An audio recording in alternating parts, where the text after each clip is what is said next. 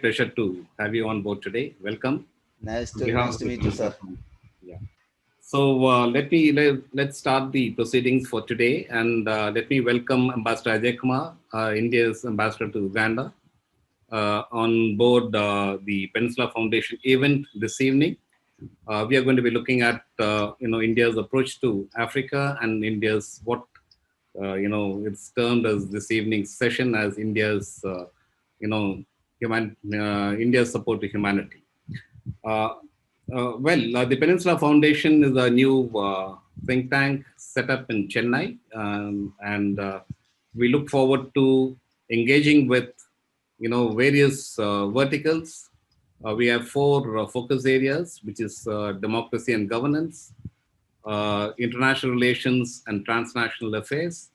The third one is science, technology, and security, and the fourth one is transformational paradigms. Uh, Uganda has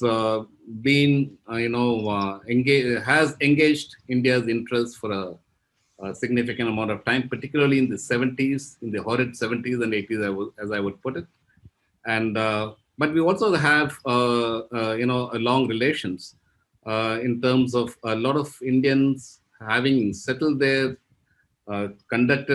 developed a lot of business interests, and of course, under Idi Amin, most probably shifted out to UK with UK citizenship. Now, these are all part of the old history. But I think time in today's time, particularly in the way in which the world has been disrupted by the pandemic, India's role and India's support to countries in Africa is extremely vital in providing the kind of support for their health efforts, in terms of providing the vaccine development that we are doing, and in terms of course, encouraging growth of India's trade and engagement in multifarious areas. We are familiar with a lot of African citizens, particularly from the military training in India, and Uganda is no exception. I have personally, interacted with quite a few of them who've been trained in our academies in different institutions, and therefore we have a fairly, strong relationship that way. The ambassador will, of course, elucidate on these areas, extremely well. So, without taking much time, let me welcome you once again. Thank you for accepting our invitation. It's a great pleasure to have you on board. And let me hand over to our senior fellow, Dr. Sunod Jacob, to continue the proceedings this evening. Sunod, all yours. Thank Thank you, Air you. Marshal, and it's as the Air Marshal had rightly put it. It's a great pleasure and honor to have Ambassador Ajay, whom I've known for many years now, to deliver the lecture today. Let me first introduce about to the audience about this lecture series. We started the e-lecture series since the commencement of the first lockdown in India, and we've been hosting this event almost on a monthly basis, inviting eminent experts to deliver lectures on niche areas, which shall be followed by a Q&A session. And the format of this interactive lecture is that for the first 30 minutes, 30 to 35 minutes, the expert shall be delivering a lecture and on the theme. And today's theme is the India for Humanity campaign. And thereafter, for about 18 to 20 minutes, we shall have a Q&A session. The questions for the Q&A sessions have already been shared with the ambassador, as is the usual practice. And in addition to that, if time permits, we shall take some more questions through the chat box or directly. The event, as standard practice, is being streamed live on Facebook and recorded onto our YouTube channel. Now, with these words, let me introduce our speaker for today, Ambassador A. Ajay Kumar. Ambassador Ajay Kumar joined the Foreign Service in the year 2001 and is currently posted as a High Commissioner of India to Uganda. During 2003 to 2006, Shri Ajay Kumar was posted as the third secretary and later as second secretary and head of chancery during 2005 to 2006 in the Indian Embassy in Tehran. Thereafter, he served in headquarters as the undersecretary dealing with the Pakistan division during 2006 to 2008.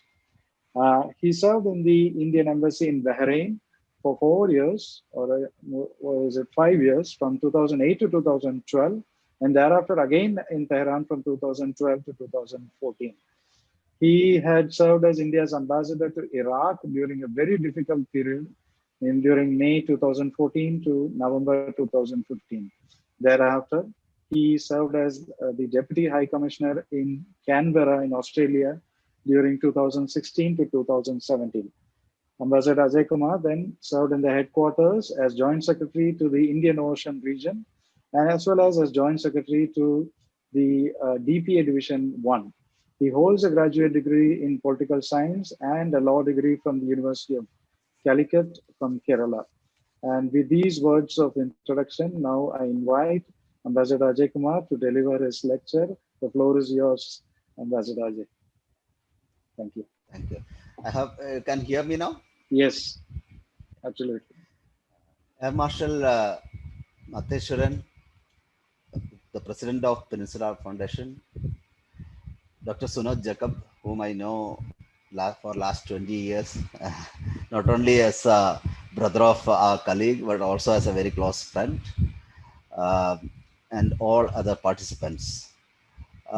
Today's topic, when Sunod gave me two options, basically to talk about India-Uganda bilateral relations and the topic that India for Humanity, which has connection with something already going on in Uganda. Then I happily chose the second one because I thought we Indians should know the exemplary work our nation is doing in all these developing and least developed countries.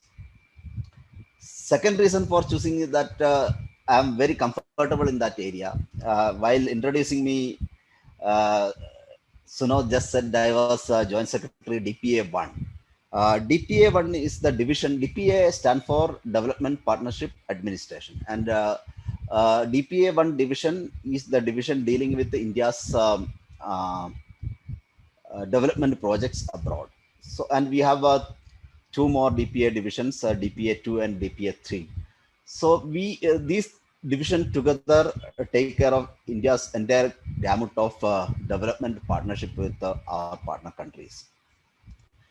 And India's development cooperation, this India for Humanity has to be seen in a larger spectrum of India's development cooperation with our partner countries and developing countries.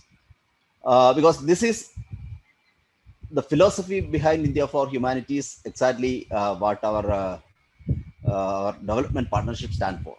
So I need to speak a few words about India's development partnership before we move to India for Humanity. India's development partnership is based on South-South cooperation. We don't believe in donor-donee relation. We consider other nations as development partners, not as a donee or recipient country. That terminology we don't use.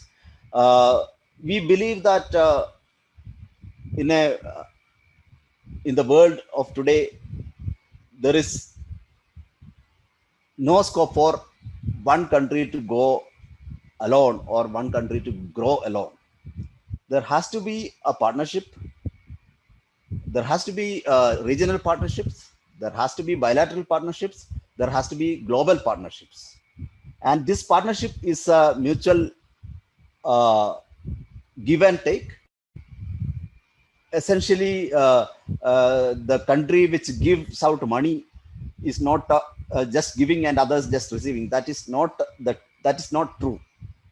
Because while a donor country give away certain fund to these developing countries, that money, part of that money flow back to this donor country's economy, as most of the contract goes to this country. So it's a fact that this relation is mutual, but many countries don't recognize that. We recognize that aspect, and we always call it a development partnership. And this is human-centric, and we respect sovereignty and the decision-making process of the partner country. we allow them to choose the project, the priority, the development priority, national priority of the partner country is given at most interest. We don't just go put the money on table and say that you do this project. That is not the way Government of India's development partnership is designed. We actually leave it to them to decide their national priorities. Then through a process of negotiation and discussion, we decide on what both countries can do together. And finally, there is no hidden conditions. India's development partnership is the only partnership program in the world where entire spectrum of things, entire terms and conditions, everything is on public domain. On the MEA website, on the Exim Bank website, the entire details are available. So there is no surprise, there is no negotiation, there is no demand for the with the partner country to take a certain political position or certain kind of behavior, or there is no effort to adjust the behavior of the partner country. This is in nutshell India's philosophy of development partnership with developing countries. So under this development cooperation which we have, there are three broad streams. That's why 3 DPA divisions came into existence. First one is this lines of credit, which is a we say in financing terminology we call it soft loans, which is one of the most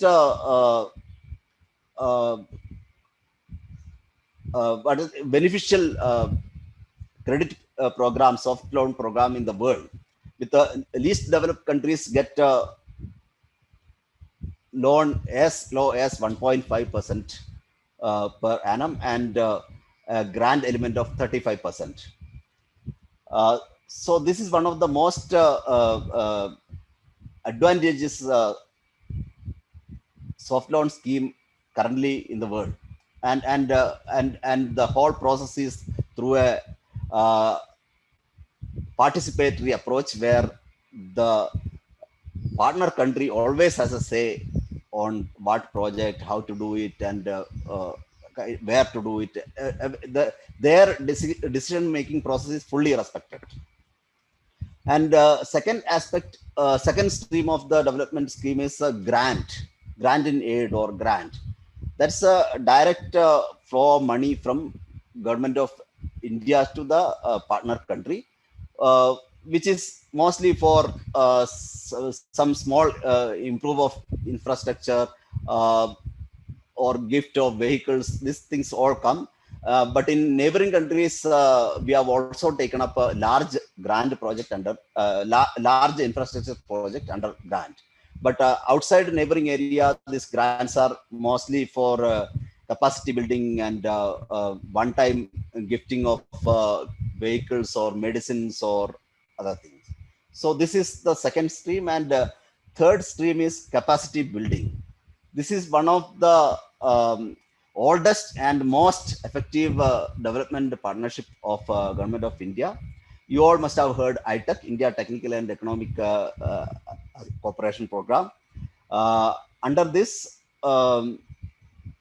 we invite mostly government servants, sometimes NGOs, sometimes even private citizens who can contribute to the national growth, and call them to India. And it is a fully funded training program. They are trained in separate different aspects of public administration, starting from very basic accounting to election commissions. The training given is range from that: banking, accounting, election commission, how to conduct election, all parliament training for legislation. All gamut of public administration, public governance is the training is imparted in these areas, and number is huge. Every year, more than 12,000 candidates come from 160 countries, in the world and get trained in India and go back and contribute to their economy and to their governance system. And this is one of the largest capacity building program in any part of the world. Um, and also we send our expert outside on a loan basis, and they go and train their government servants and officers of public sector undertakings, etc. Uh, for a longer time. They stay there for longer term. So this is one of the largest capacity building program in anywhere in the world. So our India for Humanity comes somewhere in this we can call it capacity building or humanitarian assistance. Government of India, Ministry of External Affairs entered into an MOU with Bhagavan Mahavir Viklang Sahayata Samiti, BMVSS, based in Jaipur. Maybe you will not, when I say Bhagavan Mahavir Viklang Sahayata Samiti, many of you may not understand what is it. But if I say Jaipur food, all of you know what is it. It is one of the most popular artificial limb in the world now, with winning many awards, global awards for its quality and durability. And the government of India in 2017 entered in a MOU with this BMVSS to provide artificial limbs to needy people, amputees, and those who are having genetic issues by birth, not having limbs. Those kind of people, to give artificial limb fitment, we entered into an agreement. And until now, BMVSS has done 13 such camps, and about 7,000 people are benefited until now in this 13 camps. 13 camps in 12 countries. I think one of the country has received 2 camps, but about 7,000 people benefited so far. And when I say just 7,000 people benefited, that picture, see, actually before they come here, it was just a statistics for me also when we say that 6,500 people benefited. But when it actually came to this country and we saw things happening right before, in front of our eyes, it was really a kind of, we really felt so happy and so satisfied of doing it. We see people coming on wheelchairs and crutches and even crawling and climbing the steps and all this thing. And they go back in the evening walking. And this Jaipur food is so user friendly. You will see people start walking and some of them running within half an hour of fitment. So it was really impressive and eye opening. When we started, we tried to give maximum publicity, but somehow this was not registered in many places, and we initially was finding it to get to reach to people. But once it started, and we, with great difficulty, we managed to get a speaker of Uganda to inaugurate this. And after a couple of days, we started getting visitors. And until now, we have 5 ministers from Uganda has visited this place and have seen for themselves how things are happening. And since then, the media is also getting traction, and like visual media television channels, they are covered every time most of the time when a minister visit, but otherwise also. So this has really become kind of changing in Uganda. So, basically, they are seeing how other countries their development project and how India does. It's been really that the government of India and the Indian community which is working with us under this scheme has received huge goodwill under this uh, project.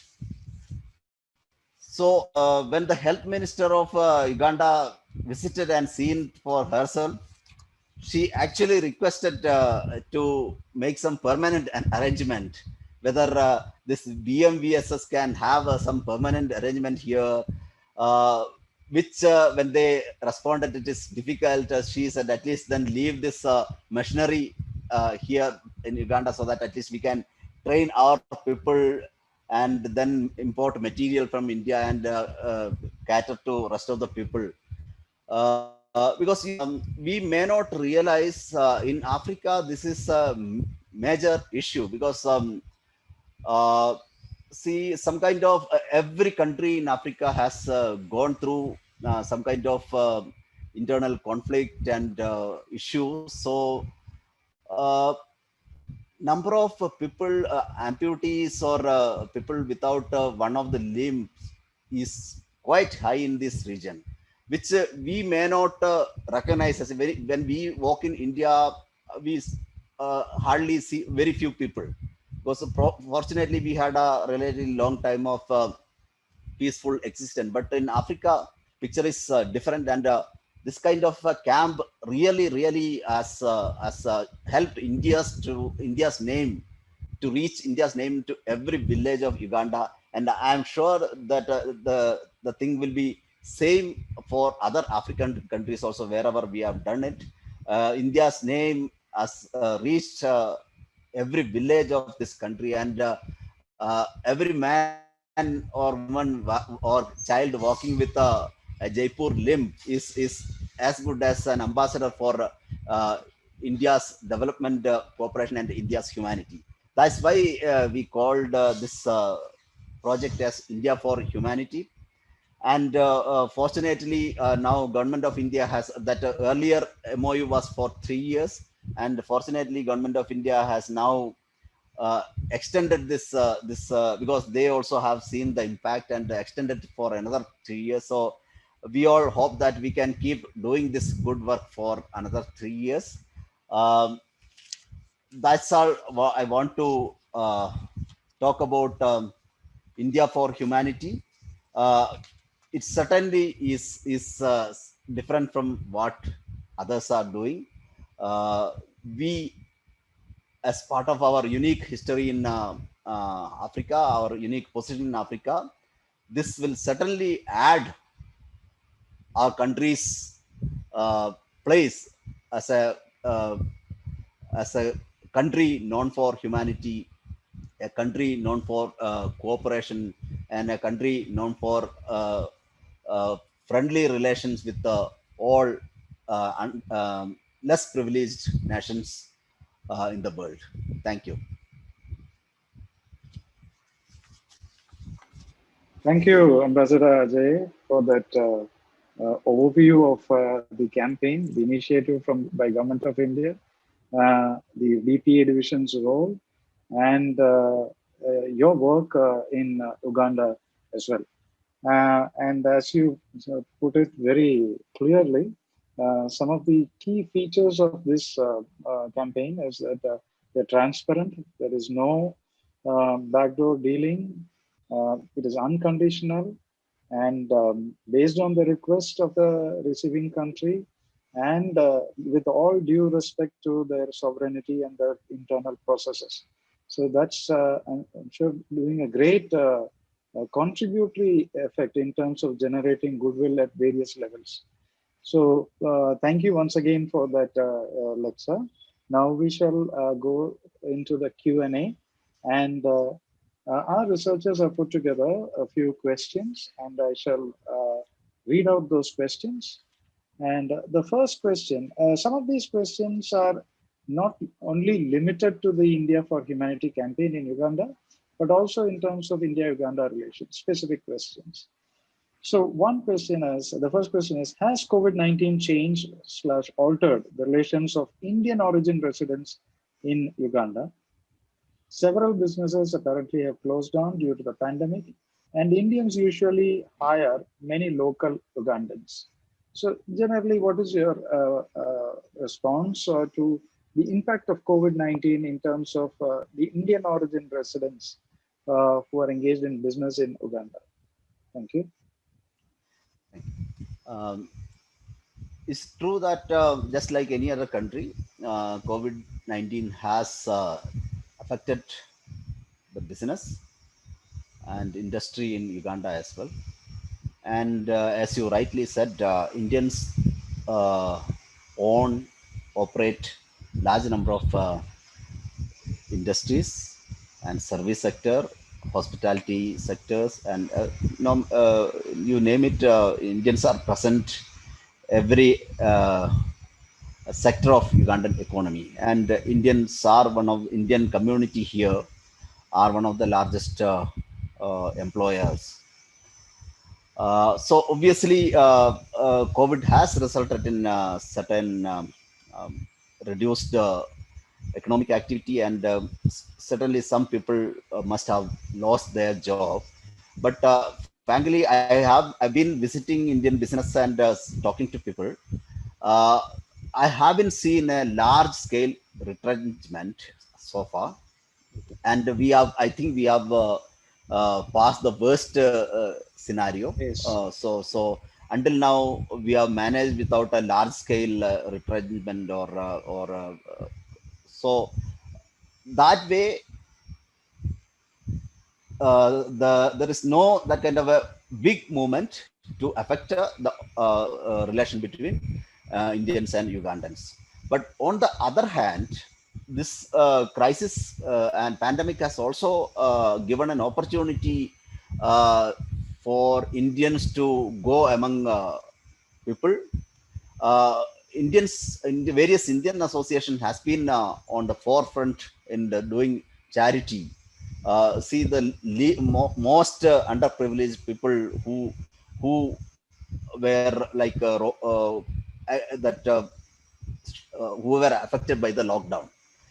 Indians have actually uh, went into those villages and given food items and taken care of medical treatment, and many companies from their CSR fund has heavily contributed.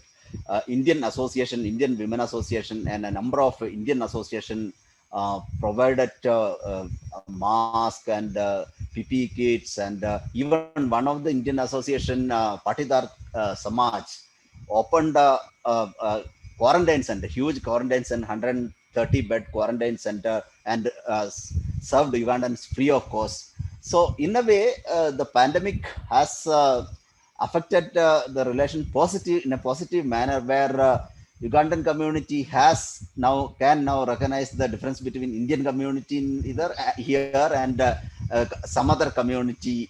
How they most of the other nationals just confine themselves into cocoon and in a self-protective mode, where Indians have gone out and tried to help them. So if at all there is a change, I believe is going to be a positive Positive change change. where people will see Indians differently after this. Thank you. Ambassador, the next question is relating to for the student community. While there seems to be Ugandan students studying in India, are there any initiatives for Indians to have educational or cultural exchanges in Uganda? Um, Indian lot of Ugandan students are studying in India as part of the in various schemes by India. Where, for example, ICCR is giving 30 scholarship every year, and uh, there is a program called Study in India, which is partly financed by and hundreds of students come under that also. And there is one latest addition to that, which we call E Vidya Bharati, where uh, African students or they can sit at their home and they enroll in one of the prominent Indian university and attend online classes and then take a degree also fine. That's called E-Vidya Bharati. In the first year itself, we have got some 450 registration from Uganda. So I'm sure this will go up in the coming years. But as far and cultural exchange programs, in a way, we are ICCR is doing a lot, sending cultural teams to Uganda, Indian teams to Uganda. But as of now, we don't have a similar flow of cultural team from Uganda to India, but maybe it will realize soon. And as for Indian students to come here for a education purpose, I haven't seen such a flow in India. But what Indian can consider in future, Indian students can consider in future. I've seen that in our children are going all over the world for medical education, including Latin American countries, far away Latin American countries, and many of them are not aware that Uganda has got a reasonable good standard of medical education. So this is one aspect I'm thinking of potential for Indian students to come to Uganda. They can have a medical education at much cheaper cost than India. But as of now, there is nothing, but there is potential. The third question, Ambassador, is that Uganda imports a significant number of pharmaceutical materials from India. Is there any COVID-19 vaccine distribution cooperation envisioned between the two countries? Um, uh, as of now, I think India, three vaccines are under various stages of development. And we hear that a couple of them might come to market soon. And but you know, India, every country is having their strategy, like their frontline workers, health workers, doctors, nurses, and then police and armed forces. They will, and then government servants in the front line against fight against COVID. These are the people who are going to get in the first whenever the vaccine comes first. And you will understand that India, that itself is a huge number. So India will start catering to other countries once these requirements are met. Um, as an initial familiarization and introduction, Ministry of External Affairs has arranged a visit for all ambassadors, especially ambassadors from developing region, to this Serum Research Institute in Pune, as well as Bharat Biotech Lab, and a couple of other places. And the ambassadors are quite happy. Uh, Soon, I think government is. We have got some messages also saying that the government is formulating a plan how we can help other countries. But how it is going to be and how soon it is going to be, we don't know it. But certainly there is a plan, especially for neighboring countries in Africa, to provide them with the cost vaccine at affordable cost. Some other countries vaccine which has already come in the market is quite expensive, so Indian vaccine is going to be certainly cheaper than that. And government of India is working on a plan to cater to neighboring countries and Africa in particular, but all developing countries. Thank you. It's heartening to know that it's in the pipeline, and we hope that there will be more to come. The next question, I'm sure my colleagues with a defense specialization will be itching to hear. In recent times, India has stepped up its defense cooperation by supplying vehicles and resources to be used by the UPDF. What is the scope of defense cooperation between India and Uganda, and how important is it in fostering better and stronger bilateral ties between the two nations?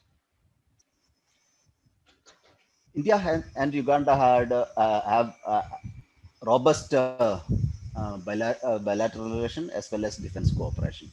You have rightly pointed out that recently we have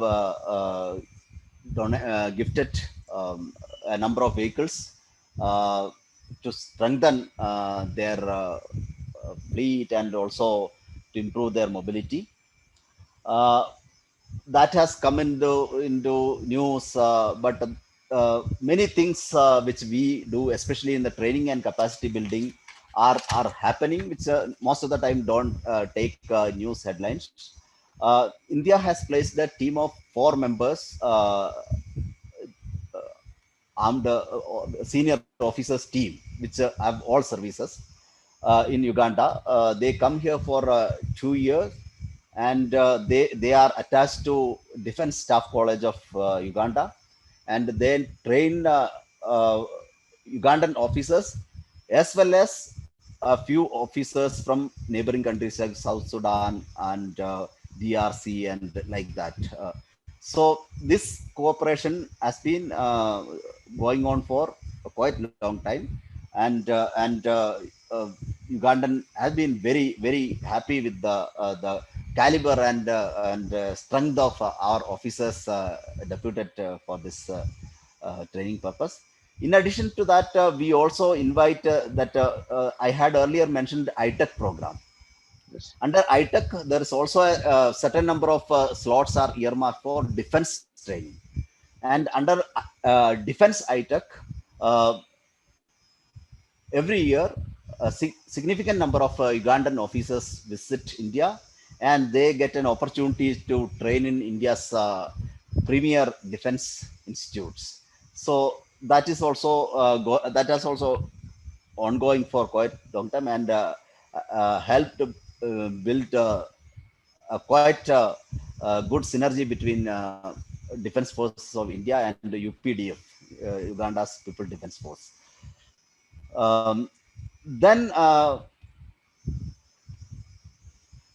we also have other proposals we have given, a few proposals, perhaps under our lines of credit to strengthen their infrastructure. These things are early stages of discussion. I hope it will come to fruition very soon.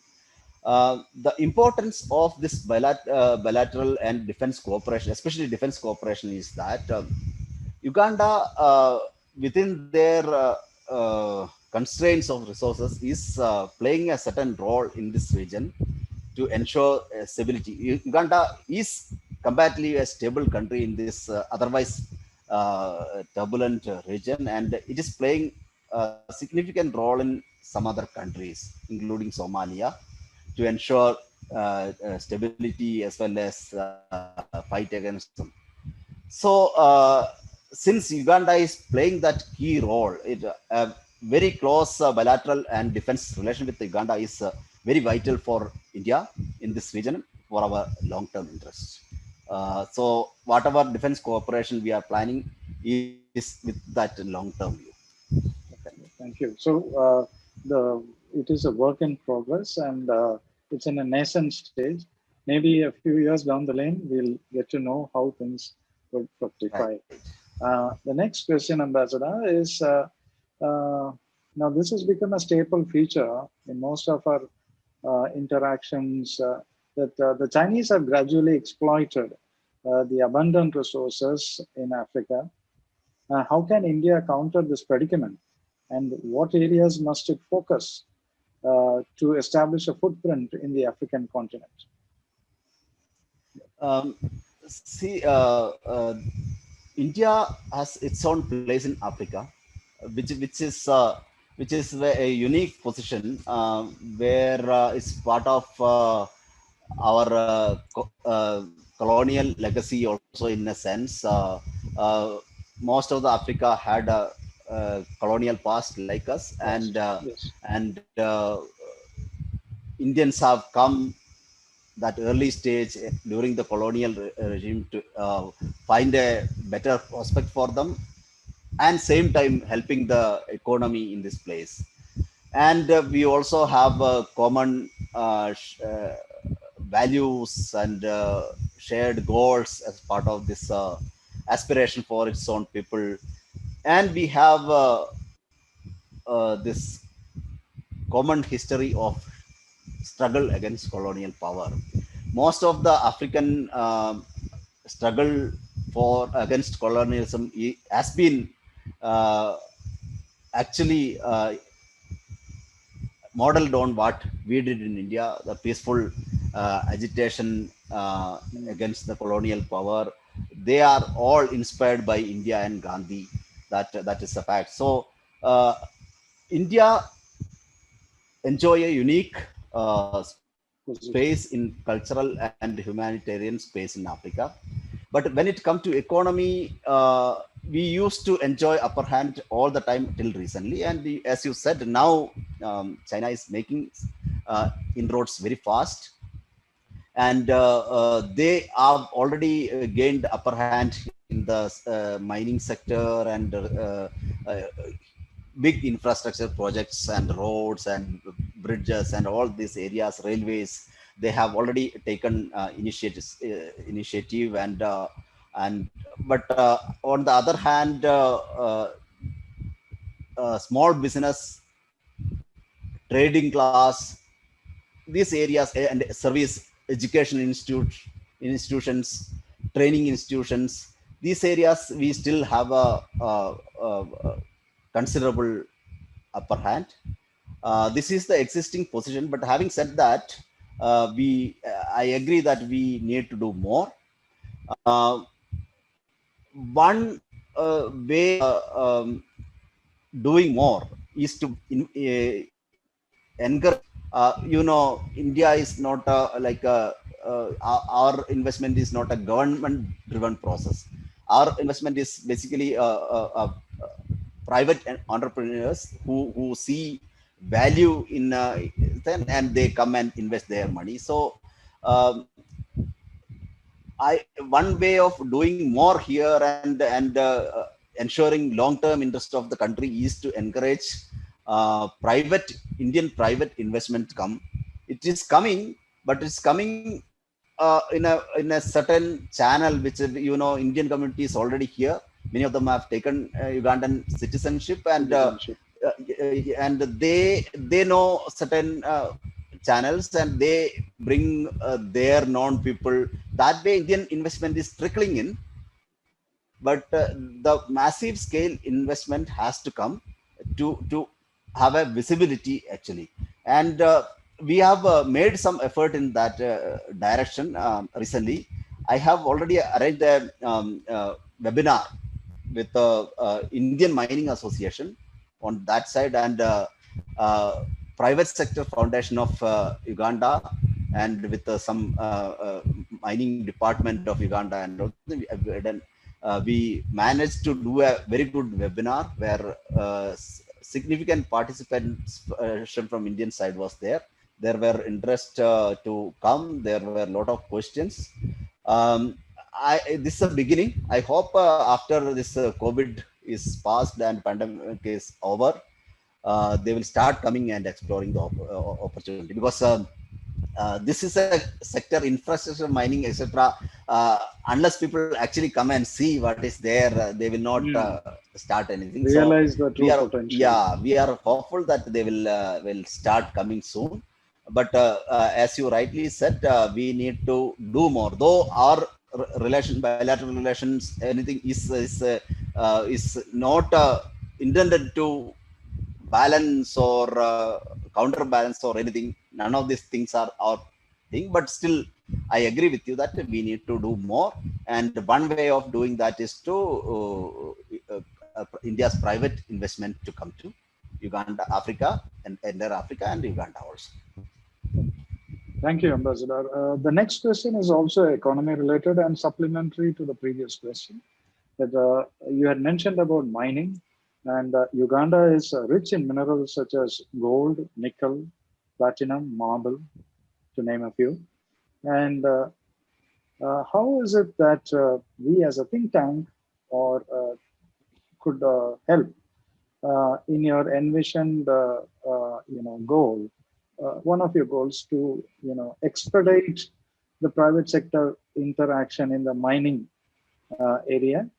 What is it that we as researchers can contribute to that end to facilitate this kind of interactions? because I think there is a lot of information that is not available. As you said, you need the players to visit the place to actually realize. Perhaps some information can be transmitted through research. What are the areas would you suggest that needs focus in terms of research in the mining area sector? Thank you. In the mining area, Uganda has a very liberal FDI regime where you can own mines 100%. There is no any kind of conditionality that certain amount of stake has to be given to a local partner. They can own 100%, and with a certain small value addition, they can export 100% also. And profit as well as the initial investment is 100% repatriable. So their fund is not getting trapped here. So this is one of the most friendly FDI regime in the world. But having said that, due to certain constraints like lack of training in the civil service and government servants and lack of vision or mission mode, uh, those commitment at the higher level start thinning down when you come to the level. So any investor coming will have to come with that in mind. They'll have to they get a license very easily because everything at that stage till that stage is online. And compared to license fee charged by many other countries in the world, mining license in Uganda is much cheaper, and you get a very good resources at a very cheap price as if you take the license fees. But then when it comes to operational level, there are issues with getting the land, and you'll have to go to the village level, talk to the people directly, perhaps because just a government order, you don't get lands. So you have to talk to people, satisfy and convince everyone on the ground. This kind of uh, these are the challenges, some of the challenges I'd say. But if people are willing to go through these challenges, I am sure it will be high. But this have to be kept in mind. So whenever and as a think tank, you can there are plenty of resources available online and about Uganda's and Africa's generally. And even the website where you can go and register, I will try to get that and forward to you, where that there everything that resource mapping, a proper resource mapping is done. So you know what are the things available and where is everything is available. So these are some of the preliminary research you can do and pass it on to potential investors and mining association and any other interested parties in India. And once they once they have gone through that and they have it, whether if that generates some interest, they can come to us for further advice, and that time we will advise all this other aspect also, and then they can take an informed decision. Yeah, on the case to case informed decision, and they can take that risk knowing that they are taking that risk. Right. Thank you, Ambassador. So the last question that has been drafted by our researchers, and after that I'll open the floor for questions that would come impromptu. So the last question is that India is considered to be one of the friendliest nations in the African continent. What are some of the capacity building initiatives that India has championed in Uganda, and also in the larger context of Africa? The second part of the question you may choose to not answer, it's okay. But in terms of Uganda, what are the capacity building initiatives that India has championed? You don't need to restrict yourself to your period. I'm sure there has been a very long history of capacity building programs. So if you can share your thoughts on that. Thank you. As I, in the beginning of my talk, I mentioned about ITEC, India Technical and Economic Cooperation Program. This is our flagship capacity building program for entire Africa and even entire world also. And I mentioned that 12,000 people coming to India every year from all over the world. At least I think 160 partner countries are there for ITEC. And under this scheme, Uganda is a major partner in Africa. Every year, 150 Ugandans come to India in this various institute, and they get trained in whole gamut of public administration, starting from accounting to every aspect. So that is one of the major capacity building, and it is not a recent one. It has been on since Ministry of since we become independent, or rather, I say since Uganda has become independent. That is the time we started this also, and they have been partner right from the beginning. And you can imagine every year 150 people coming and coming back, and the kind of huge impact. In a way, there is no government department in Uganda where a few people who have not trained at IIT. So that is the kind of reach we have. Then there is these high-techs are very short term, like 2 weeks to maybe 90 days or something like that. And rarely some very important courses, maybe 6 months. But otherwise, high-tech courses are all short duration. Short courses. Yeah, and then we have ICCR scholarships for 30 slots we give to Uganda, and where people go for proper graduation programs, where undergraduate programs, and even some of them go for research also. Basically, people go for to study law, engineering, and many other disciplines, even journalism, all kind. So they go to India and acquire the skill and knowledge and come back and contribute to. And then third is study in India, SII, where it is like it's not a fully funded scheme, but it is managed by EDSIL. This is also an aspect, and hundreds of students every year register for that also. And I also mentioned the latest addition into our capacity building program is eVBAC, eVidya Bharati, where the idea is that it is basically it was designed much before COVID. Okay, but it is now is perfectly fitting into this COVID scenario, where Ugandan students or African students can register any Indian university through a partner university in Uganda. Most of the classes are online. Once in a while, they will have to come for a kind of class in their partner university, but that is very not very common. And eventually in the end, they get a degree from an Indian university like MIT University or big universities. They get a degree sitting here. So this is given the this year we got 400 registration, and I'm sure very soon in the people will realize this is the future.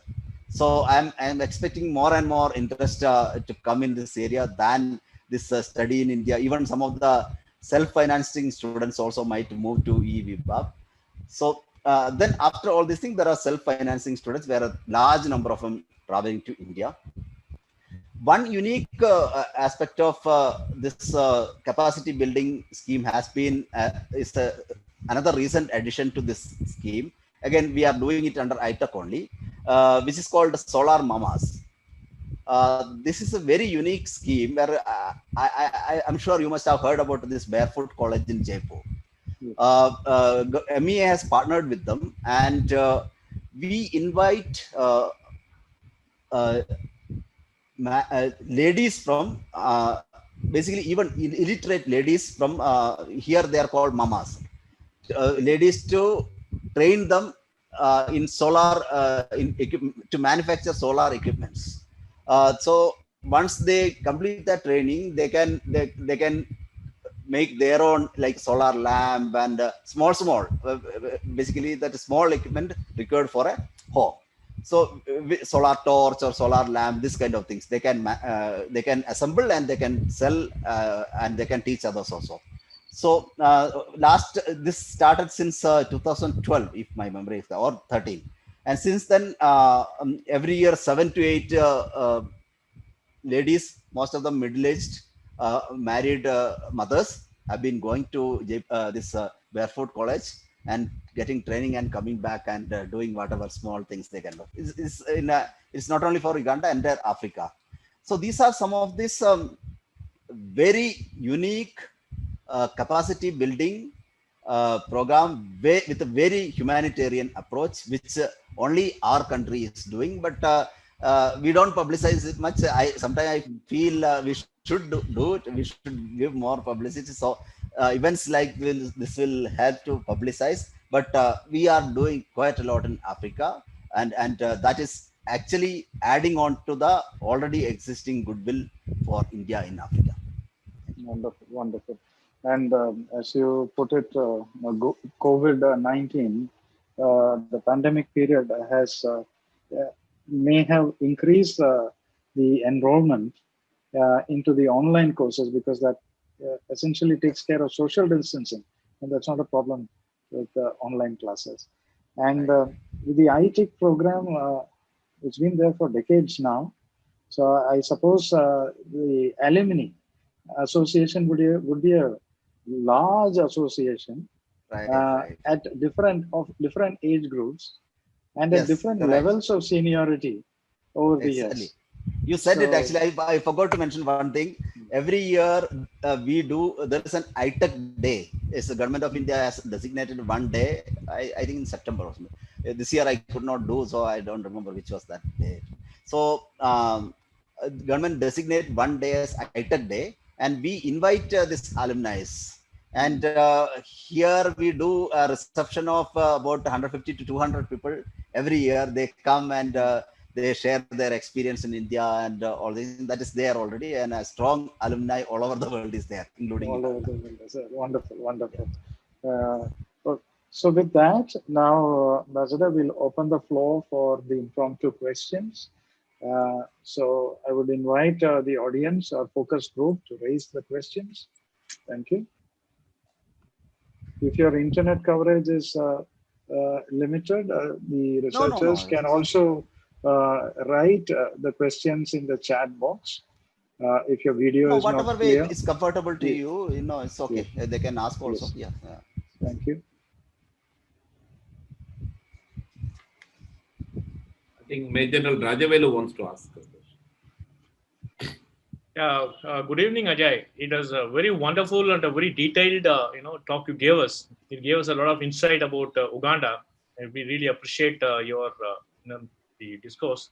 See, I want to know a little bit about the armed forces of Uganda, and what is the external threat which that country is facing. What is the status of their armed forces there? And me being a military officer, and having gone through various military institutions, we have had a number of students from Africa, maybe cadets or junior officers who come here for training. We have people from Angola, we had people from Nigeria, and quite a few of them, they come and take those vacancies from our institutions, training institutions, and they get trained. And our military, as you know, is very well experienced, in every aspect, mostly in counterterrorism. And the way we have had so many wars and in high altitude warfare, all this, we are quite experienced, and we have got a lot of skill in these aspects. And these are the ones which even the Western powers, they look forward to us to learn these skills. So we have a number of such officers, even from Western nations, coming and attending our military courses. I don't think I saw anybody from Uganda, any student from Uganda, or any junior officer or a cadet from Uganda coming to either OTA or NDA or Indian Military Academy, so on. Can you throw some light on this? See, I am aware already every year 20 to 25 officers from Uganda are coming to India for training under ITEC, Defense ITEC. But I can get the details which institutions they are, and if you have any suggestions, I can always give that to government. If certainly every year we are sending people. I can get the full details. I can share.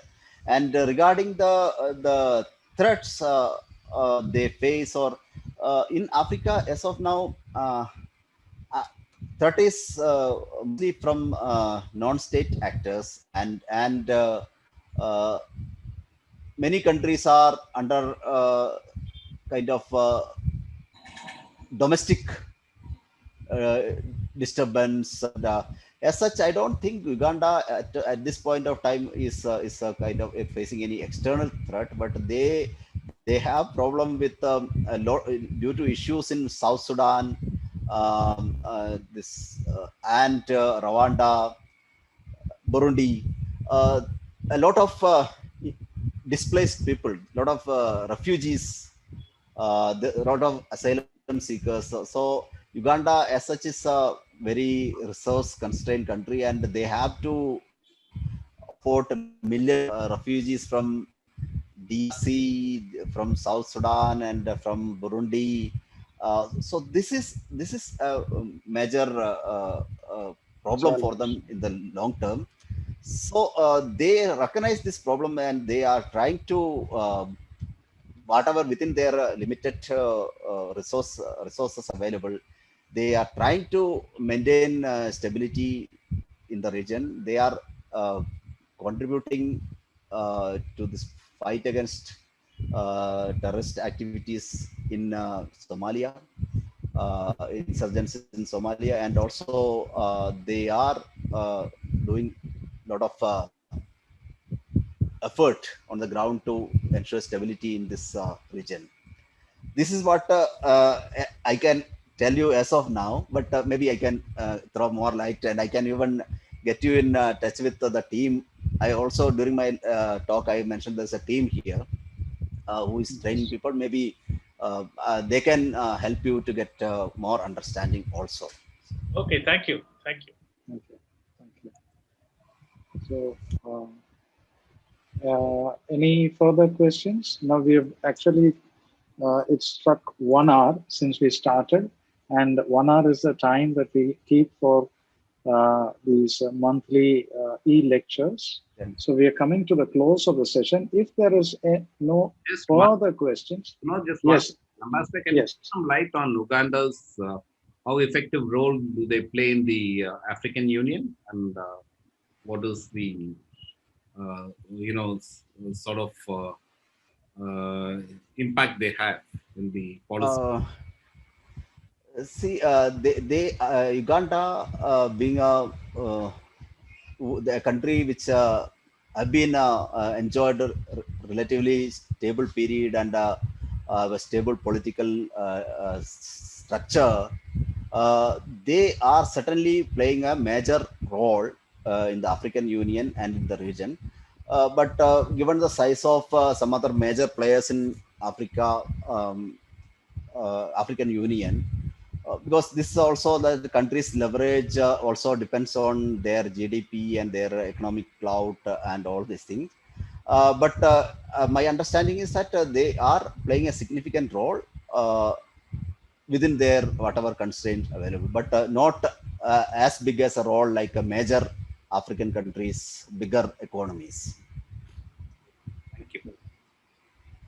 Thank you. Thank you. So with that, I'll hand over the floor to the Air Marshal, to our colleague, our researcher, who shall deliver the vote of thanks. Thank you.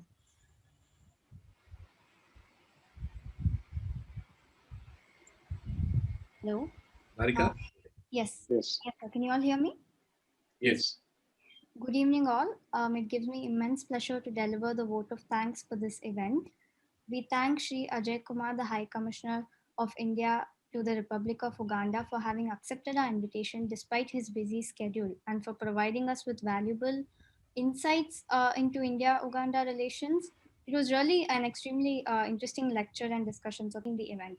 I also thank all the researchers for their questions, and I'm sure all of us benefited immensely from this event.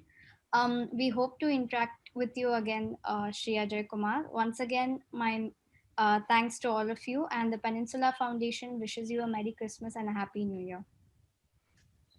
Thank you. Thank you, Ambassador. It's been a great pleasure. Thank you, sir. Thank you, Sonath. Very Thank you. happy Thank you. New Year. Thank you. Merry Christmas, very happy New Year. Merry Christmas. Happy New Year. Happy New Year.